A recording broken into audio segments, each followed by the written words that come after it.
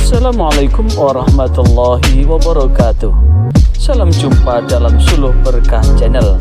Kali ini adalah monitoring dan evaluasi Taman Pendidikan Al-Quran yang ada di Desa Blangkit, Kecamatan Kota Lamongan. Sebelum Anda melanjutkan menonton channel ini, jangan lupa subscribe, like, dan komen untuk keberlanjutan tali silaturahim kita. Selamat menyaksikan. Ada satu hal dari dua hal, dan ini memenuhi standar yang lebih istimewa dibandingkan dengan negeri yang lain. Kenapa? Kekuatan umat Islam itu ada dua. Jikalau dikembangkan secara maksimal, maka ini akan menjadi sumber peradaban dan sumber tempat pendidikan yang luar biasa bagi umat Islam. Apa itu? Yang pertama adalah tempat mengajarkan Al-Quran, yang kedua adalah masjid. Taman Pendidikan Al-Quran adalah tempat di mana anak pertama kali mengenal Allah. Anak mengenal sifat-sifat Allah.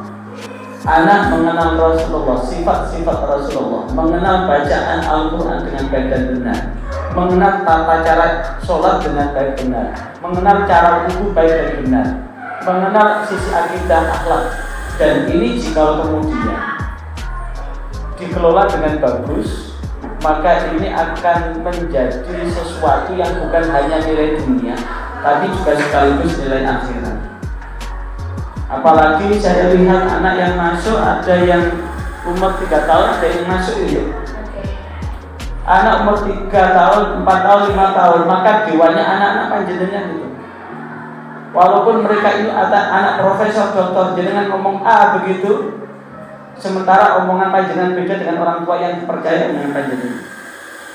Jadi untuk anak TK, dewanya anak TK itu panjenengan. Maka inilah yang kemudian, jika kemudian dikelola dengan baik, maka makalah Imam Syafi'i, al-haqqu bila nizam yaghlibuhul batil bin nizam. Kebenaran yang tidak terkelola dengan bagus, maka akan mampu terkalahkan dengan kebatilan yang disusun secara rapi. Dulu ngajar Al-Quran kan habis maghrib, tapi habis maghrib itu terdegradasi. Yang pertama, apalagi di desa, anak mau ngaji itu kan takut pulang kalau tidak dijemput. Yang kedua, televisi mulai banyak sehingga peminat untuk ngaji antara maghrib sama isya itu tidak banyak. Maka muncul ide baru. Dulu adalah tempat mengaji atau tempat ngaji gitu aja, masjid langgar musola. Kemudian ada inovasi baru namanya Taman Pendidikan Al-Quran. Ada satu hal substansi taman dengan menggunakan kata T, Taman Pendidikan Al-Quran, Taman Kanak-kanak Al-Quran. Kalau usia 4 sampai 6 tahun namanya Taman Kanak-kanak karena usia TK. Kalau usia 7 sampai 12 namanya pendidikan. Kalau 13 sampai 15 namanya Taklimul Quran lil Aulad. Itu penjenjangan itu, walau ada penjenjangan begitu, materi sama, yaitu pada baca tulis Al-Quran. Nah, dibaca tulis Al-Quran itu tetap pada satu kondisi sesuatu yang sangat indah dan menyenangkan. Maka tentu ada varian-varian yang diberikan di dalam pemberian itu sehingga anak merasa betah. Tapi sekali lagi, walaupun profesi itu termasuk pendidikan non formal, maka tentu perlu dipertajam betul tata kelolanya, mulai dari perencanaannya, maka tentu di pengelolaan itu mulai dari perencanaan, pengorganisasian, menggerakkan sama evaluasi. Maka di perencanaan itu kalau ini pakai tartila dan ini sanatnya masih sambung sampai sekarang, dan ada LPGPG pendidikan guru pengajar Al-Quran, dan kemarin ada wisuda pertama di mana itu? Di Surabaya, dan sampai detik ini pengembangan masih cukup memungkinkan sambung sanad dan sambung secara spiritual. Maka tentu sambungan sanad itu paling tidak ada minimal lah, ada 7 standar yang tetap dipegang. Apa? Standar isi, termasuk di dalamnya itu adalah kurikulumnya, rencana kerjanya, rencana kerja tahunan, semester, bulanan, mingguan, harian. Itu kan ada namanya di standar isinya, di kurikulumnya. Kalau sudah standar isi, maka tentu ada standar kelulusan, SKL. Standar kelulusan kalau idealnya seorang guru Al-Quran itu kan kalau dites sama tim penilai independen itu kan nilainya minimal kan 80. Kenapa minimal 80? Kalau nilainya minimal 80, turun-turun ke santri 70.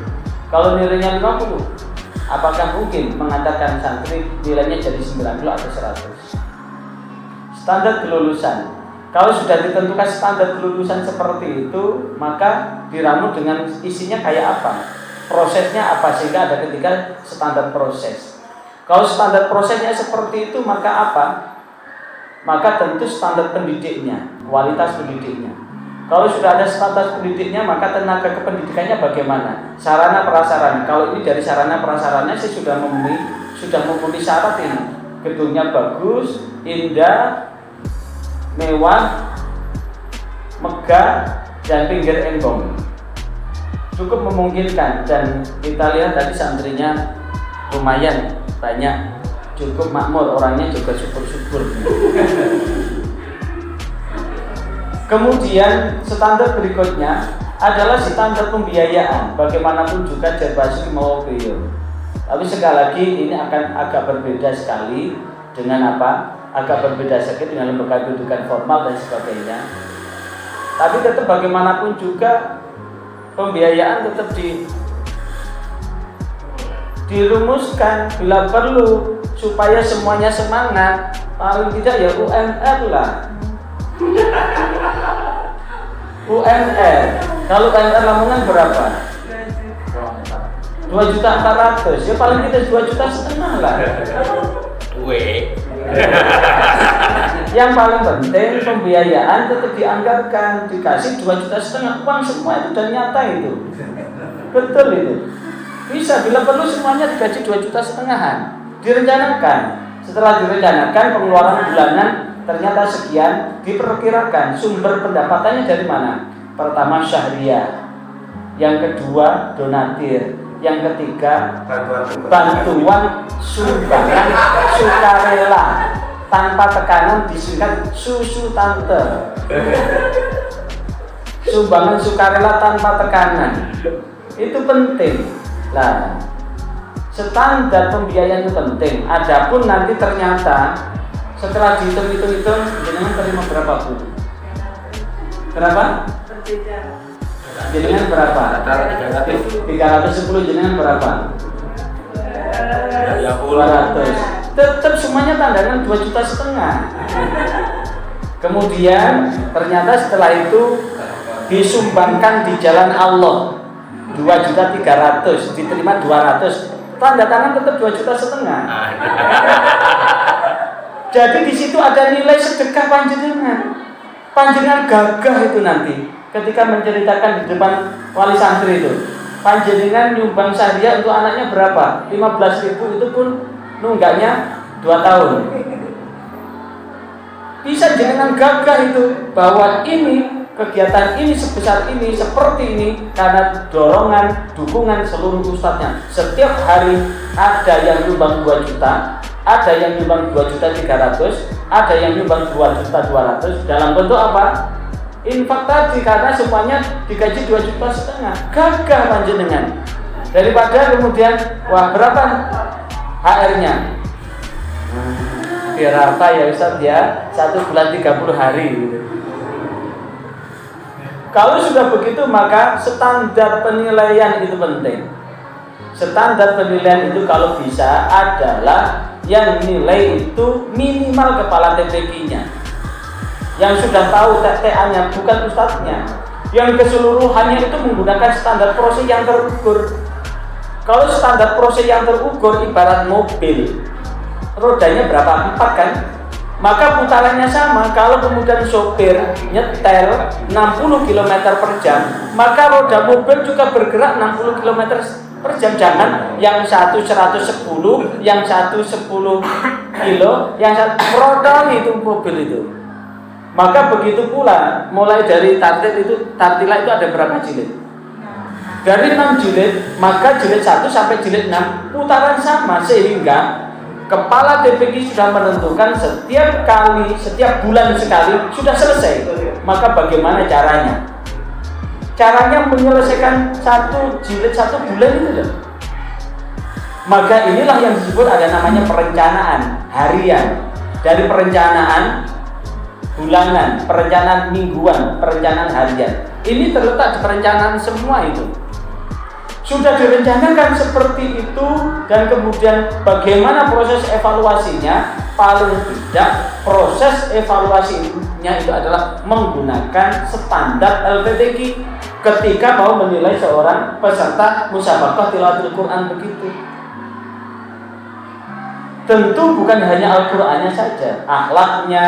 Akhlak itu bisa dengan adanya pertemuan orang tua. Di pertemuan orang tua perlu dibuat persatuan orang tua santri yang akan memberikan masukan. Dan ini akan menjadi bagian program dari manajemen TPQ ini untuk meramu bagian dari kurikulumnya. Misalkan anaknya ini setiap hari kok begini-begini, maka perlu akan menanamkan materi akidah dan akhlak yang ada hubungannya dengan perilaku anak itu.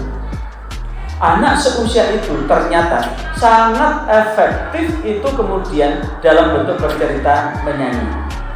Saya pernah punya dapat beasiswa. Artinya apa? Ternyata di TPQ itu juga bisa menjadi bengkel mental itu. Kalau itu dikelola dengan, makanya kata T itu menjadikan tempat ini sesuatu yang sangat indah dan penting. Kalau sudah direncanakan seperti itu, bagaimana menata? Ini bertanggung jawab di apa sesuai dengan kemampuan. Apalagi ini semuanya sudah bersyahadah semua ya. Sudah bersyahadah dengan metode ini. Itu penting untuk mensyahadahkan, walaupun di pondok bertahun-tahun itu penting ikut TGTQ-nya dalam rangka apa? Ngambil ruhnya, ngambil sanad keilmuannya. Nah, kalau sudah begitu tinggal menggerakkan sesuai dengan ukuran, dan yang paling akhir adalah evaluasi. Maka tentu dengan performa yang ada di TPQ At-Taubah ini, At-Taubah itu intinya kan membersihkan tazkiyatun nafas gitu. Jadi dalam rangka memberikan jiwa dari segala hal yang sekiranya jiwa itu membuat Allah tidak ridho, maka seluruhnya menjadikan Allah ridho. Maka keridhaan inilah yang sesungguhnya. Jika kemudian ini kita jadikan lahan perjuangan dakwah kita, lahan perjuangan pengabdian kita kepada Allah dengan prinsip galilah perjuangan mengajarkan Al-Quran ini sedalam-dalamnya, tentang apapun digali sedalam-dalamnya, maka niscaya akan keluar sumber mata air dari segala arah. Kalau sudah keluar sumber mata air dari segala arah, Allah itu betul-betul mencukupkan loh. Sampai detik ini guru-guru Al-Quran yang istiqomah, dari kata ternyata guru-guru Al-Quran yang istiqomah sampai detik ini itu tidak ada yang larat. Betul itu. Allah akan memberikan sumber kehidupan dari segala arah. Sampai detik ini guru Al-Quran tidak ada yang tidak bisa memondokkan anaknya itu. Tidak ada guru Al-Quran yang tidak bisa menguliahkan anaknya itu. Tidak ada pula anak-anak guru Al-Quran yang terlantar generasi haid, tidak ada. Apalagi kalau hamil tua tetap ngajar itu ada tarbiyah tersendiri buat janin itu. Dan itulah yang kemudian akan menjadikan nilai keberkahan, dan di situ maka sesungguhnya Allah akan mencukupkan dari segalanya. Nah, kata ketercukupan itu ternyata Allah nata dengan caranya Allah. Nah, itulah yang kemudian yang sesungguhnya yang perlu tetap kita lakukan, karena bagaimanapun juga mengajarkan Al-Quran ini adalah bagian dari ibadah kita kepada Allah Subhanahu Wa Taala. Itu dan dari cukup besar, cukup tinggi ini, cuma masih kosong nih. Yang khotam dan yang belum khotam masih kosong. Jadi kehadiran kepala TPQ 100% setiap hari hadir, kemudian gurunya 99%, santrinya lumayan tertib 98%. Ahammu minat thariqah wa thariqah ahammu minal maddah. Bahwa ustadz itu lebih utama dibandingkan metode. metode lebih utama dari materi. Materi sebaik apapun, tapi kalau metode penyampaiannya tidak bagus, hasilnya tidak bagus. Sebagus apapun metode, kalau ustadznya liar, itu juga hasilnya juga tidak bagus. Maka sebetulnya kesempatan untuk mengenal berbagai metode setidaknya sudah bisa mengambil inti. Nah, disinilah perlu ada namanya evaluasi. Dari sekian metode intinya apa? Inti itulah yang sebetulnya perlu dikembangkan. Kalau mampu mengembangkan itu akan mengeluarkan metode baru gitu. Sehingga dengan demikian salah satu ciri kesetiaan seorang istri atau seorang suami itu ternyata tidak gampang ganti nomor HP. Jadi kalau ada orang sebentar ganti HP, sebentar ganti nomor HP, apalagi punya nomor HP siang dan malam. Kenapa kok ada siang dan malam? Apalagi kalau kemudian HP tidak boleh dipegang istrinya atau tidak boleh dipegang suami. Ada apa di balik isi HP itu? Nah, dengan begitu termasuk metode. Metode itu pun begitu. Karena tidak ada metode yang paripurna. Tidak ada metode yang sempurna. Yang sempurna adalah Al-Qur'annya. Metode adalah tangga untuk bisa membaca Al-Quran dengan baik dan benar. Nah, maka dengan begitu ke depan kalau kemudian ada yang baru lagi, tentu tidak mudah tertarik. Karena apa? Akan menjadikan proses ini, kesinambungan itu akan ya, saya kira itu yang bisa saya sampaikan pada kesempatan ini. Maka sungguh tetap segala sesuatu terkelola dengan bagus. Kalau pengelolaannya bagus, insya Allah akan bagus. Apalagi tadi ada sesuatu yang dapat saya ambil di sini. Jadi ada anak berkesinambungan, tidak merasa selesai ketika Al-Qurannya selesai. Karena begitu Al-Qurannya belum selesai, ditambah materi dunia, dan itu amat sangat berguna. Fakta menunjukkan anak yang bacaan Al-Qurannya bagus, itu tingkat penguasaan materi pelajarannya di sekolah lebih bagus. Karena pernah dilakukan penelitian di SMA 4 Jakarta, anak yang memiliki kemampuan bacaan Al-Quran di atas rata-rata, itu ternyata prestasi sekolahnya itu di atas rata-rata. Anak yang kemampuan baca Al-Qurannya rendah, itu ternyata prestasinya juga di bawah rata-rata. Dengan begitu Al-Quran akan mampu menjadi vitamin. Vitamin itu makanya kemudian bisa untuk membersihkan jiwa kan, sesuai dengan nama ini. Terima kasih atas atensinya menonton channel ini. Jangan lupa subscribe, like, dan komen untuk kelanjutan dari tali silaturahim kita. Wassalamualaikum warahmatullahi wabarakatuh.